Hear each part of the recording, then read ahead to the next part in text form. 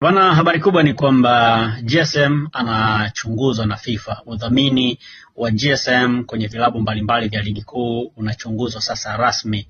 Na hii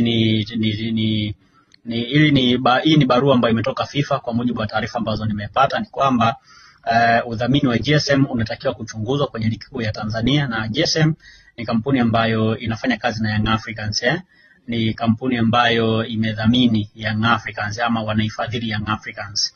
Lakini pamoja na kwamba wanaidhamini Young Africans ni kwamba wamedhamini pia vilabu vingine vingi kwenye ligi ya Tanzania, na kwenye vilabu vingine vingi ambavyo wamevidhamini mikataba yao haijawekwa hadharani, ama TFF haijafika pale kwenye shirikisho la soka Tanzania bara na kwa ajili ya kuchunguzwa kuona kama hiyo mikataba imekizi vigezo ama haijakizi vigezo, kwa sababu kampuni moja inavyodhamini timu nyingi kwenye ligi inawezekana kuna condition ambazo zinaweza kupelekea upangaji wa matokeo. Na kwa maagizo ya FIFA ni kwamba GSM na vilabu vyote ambavyo wamevidhamini wanapaswa kuwasilisha hiyo mikataba yao pale kwenye shirikisho la soka Tanzania bara, ili hiyo mikataba iweze kuchunguzwa, na kama itabainika kwamba ina makosa, manake GSM kama kampuni itafungiwa kuwekeza kwenye mpira na CAF na FIFA.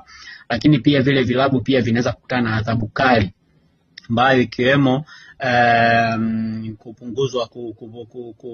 kupunguzwa alama na vitu vingine. Yaani kuna vitu vingi vitatazamwa hapo, kwa sababu sio tu kupunguzwa alama pekee, kwa sababu kinachoangaliwa hapa ni swala zima la upangaji wa matokeo, kwamba namna gani ambavyo GSM anaweza kutumia kampuni yake kuhusika kwenye masuala ya upangaji wa matokeo, kwa sababu huyu ni mtu ambaye pia anaifadhili Young Africans.